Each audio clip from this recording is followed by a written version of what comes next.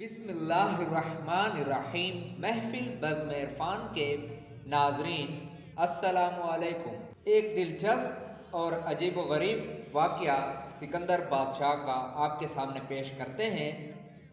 ناظرین، سکندر بادشاہ ایک دن بیٹھا قرآن پاک کی تلاوت کر رہا تھا کہ اس کی نظر کے سامنے قرآن پاک کی ایک آیت کریمہ آئی جس کا مفہوم ہے کہ اللہ پاک چاہے تو ایک پل میں بادشاہ کو گدھا اور گدھا کو بادشاہ بنا سکتا ہے۔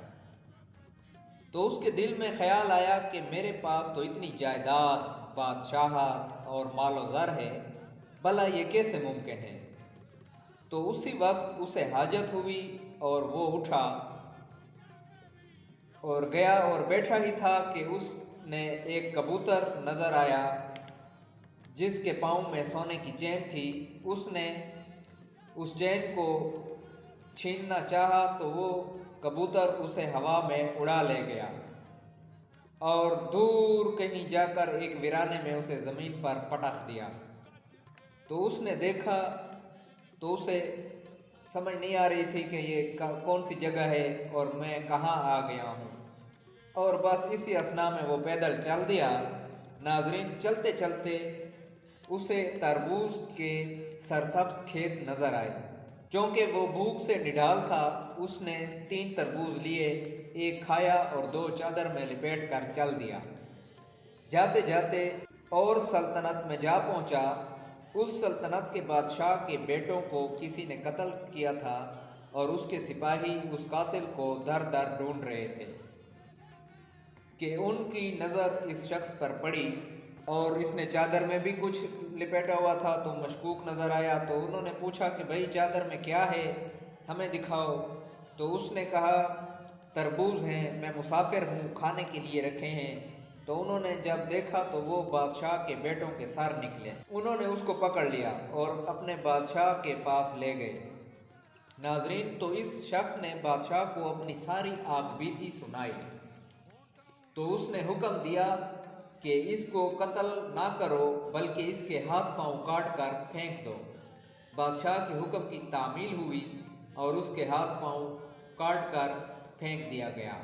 کوڑے پر پڑے اس شخص کو راہگیر جو کہ تیل کا کام کرتا تھا، اس نے اٹھا لیا اور اپنے ساتھ لے گیا اور اس نے اس سے کام لینے لگا۔ تو تلاوت قرآن بڑے دل سے کیا کرتا۔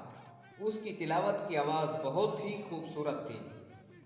بادشاہ کی بیٹی کے کان تک جب یہ آواز پہنچی تو وہ اس پر اپنا دل ہار بیٹھی۔ اس نے اپنے والد بادشاہ سے نکاح کی خواہش ظاہر کی۔ بادشاہ نے اعلان کیا کہ جو بھی نوجوان میری بیٹی سے نکاح کرنا چاہے کل میری دربار میں حاضر ہو جائے۔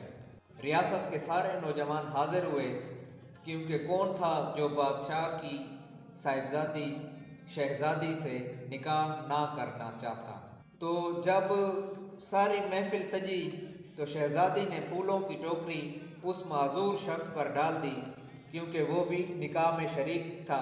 اس کا والد اس پر بہت برہم ہوا اور اسے محل سے نکال دیا کہ یہ تو نے کیا کیا ہے۔ اس نے کہا بابا میں نکاح کروں گی تو اس کے ساتھ، ورنہ میں نکاح نہیں کرتی۔ تو باپ نے جو اسے نکال دیا، وہ ایک جھونپڑی میں رہنے لگے۔ ایک دن شہزادی اپنے باپ سے ملنے محل گئی تو ناظرین اس کا معذور خاوند جھونپڑی میں بیمار پڑا تھا۔ تو اس کے پاس عقل، بخت اور صحت باری باری آئے۔ تم کون ہو؟ اس نے کہا کہ میں عقل ہوں۔ اس نے کہا نہیں چاہیے۔ پھر بخت آیا، اس نے پھر جواب دیا کہ نہیں چاہیے۔ تیسری بار صحت آیا تو اس نے اس سے کہا کہ آپ آ جاؤ اور میرے گلے لگ جاؤ، اور جب اس نے صحت کو گلے لگایا تو وہ بالکل صحت یاب ہو گیا۔ جب بیوی واپس آئی تو وہ گھبرا گئی اسے دیکھ کر۔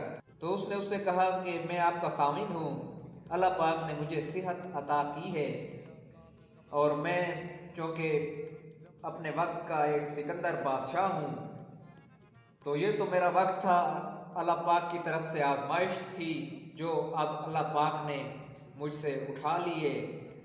تو آپ ایسا کریں کہ اپنے بادشاہ کے پاس جائیں اور اس سے ایک گھوڑا مانگ کر لائیں تاکہ میں آپ کو بھی اپنی ریاست میں واپس لے جا سکوں۔ صدر بادشاہ اسے لے کر اپنی ریاست کو چلے گئے۔